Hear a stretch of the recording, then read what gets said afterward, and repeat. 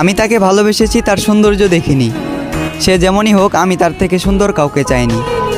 তার মুখ থেকে ভালোবাসার কথা শোনাটা ছিল আমার জীবনের শ্রেষ্ঠ উপহার।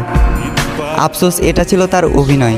তবে আমার ভালোবাসাটা অভিনয় নয়, বরং তার এই অভিনয়ের কারণে তাকে পাওয়ার যুদ্ধে আজ আমাকে মানতে হলো হার।